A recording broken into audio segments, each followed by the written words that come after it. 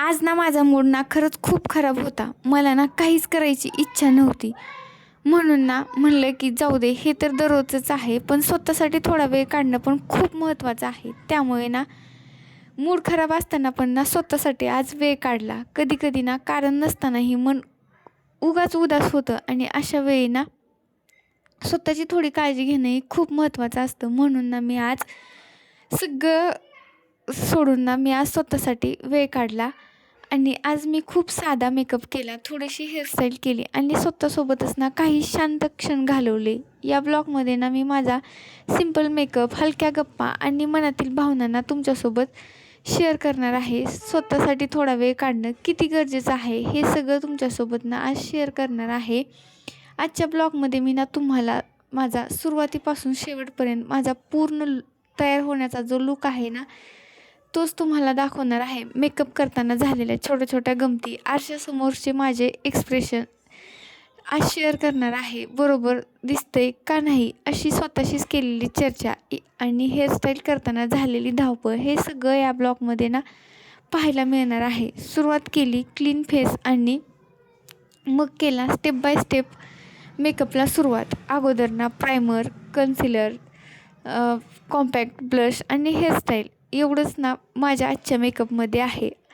आणि आयलाइनर सरळ करण्याचा जो माझा प्रयत्न आहे तो नेहमीप्रमाणे कसा फसलेला आहे ना, तो पण या ब्लॉगमध्ये तुम्हाला मी दाखवणार आहे. त्यानंतर जो लास्टचा सिंपल माझा कंप्लीट लूक आहे ना, तेच तुम्हाला या ब्लॉगमध्ये पाहायला मिळणार आहे. त्यामुळे ना हा ब्लॉग तुम्ही शेवटपर्यंत ना नक्की बघा आणि तुम्हाला आवडतोय का नाही हे पण तुम्ही नक्की कमेंट करून सांगा.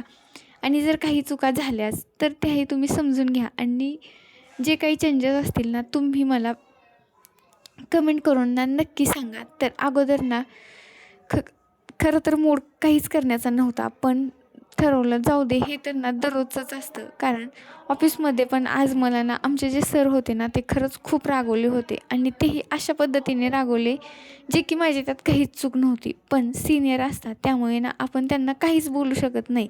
त्यामुळे ना आज माझ्याकडे काही ऑप्शनच नव्हता. मला समजत होतं की मी बरोबर आहे आणि ते समोरचे चुकत आहेत, तरी पण ना मला काहीच बोलता नाही आलं आणि त्यामुळे ना माझा मूड इतका खराब होता की मला काहीच करायची इच्छा नव्हती. पण मग नंतर ठरवलं की जाऊ दे, हे ना आपल्यासोबत असं कधी-कधी घडतच राहणार आहे आणि शेवटी ते सीनियर असतात. त्यामुळे आपण ना काही वेळा गप्पच राहिलेलं बरं. त्यामुळे त्यांना काहीच न बोलताना मी जेव्हा घरी आले तेव्हा थोडा वेळ ना खरंच खूप वेळ म्हणजेच अशीच बसून घेतली. नंतर वाटलं की जाऊ दे, आपली काही चूक नव्हती ना, मोठे आहेत बोलतात त्यामुळे ना सोडून दिलं आणि मन उदास असतानाच ना ठरवलं की थोडा ना स्वतःसाठी पण वेळ काढू. आणि जेव्हा आपण उदास होतो ना तेव्हा आणि जेव्हा मेकअप करून अशी स्माईल देतो ना तेव्हाचा ना मला लूक स्वतःचाच बघायचा होता. त्यामुळे ना म्हणलं की छान अशी साडी घालू आणि ना आपला बाकीचा जो सिंपल मेकअप आहे ना तो करून घेऊत. आणि काही ना प्रोडक्ट मी त्या दिवशीच घेऊन आले होते मेकअपचे, त्यामुळे म्हणलं की आज ना याच्यापासूनच सुरुवात करूत. तर ना अगोदर पूर्ण मेकअप असा सिंपल करून घेतला होता आणि नंतर ना हेअरस्टाईलची सुरुवात केलेली. मेकअप नंतर ना हेअरस्टाईलची जी वेळ आली होती आणि केस व्यवस्थित सेट करताना माझी काही वेळा हेअरस्टाईल बिघडली. पुन्हा केली, पुन्हा हसले आणि शेवटी ना एक सुंदर लूक तयार झाला.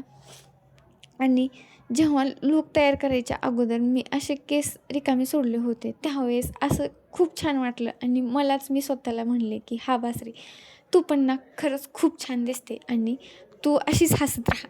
कारण आपल्याला दुसरं तरी कोणी म्हणणार नाही की तू अशीच हसत राहा. त्यामुळे ना जे उदास मन होतं तेव्हा मी एक पिक्चर काढून ठेवला होता आणि जेव्हा मी असा मेकअप केला ना तेव्हा मी स्वतःला बघितलं तर त्यामध्ये ना खरंच खूप डिफरन्स होता आणि मला ना हा लूक खरंच खूप आवडला होता. कारण उदास होण्यासाठी तर ना भरपूर कारणे असतात, पण खुश होण्यासाठी ना म्हणजे एक क्षण हे काफी असतो असं म्हणतात ना. त्याच्यामुळे ना मी असा सिंपल लूक केला होता आणि नंतर ना गजरा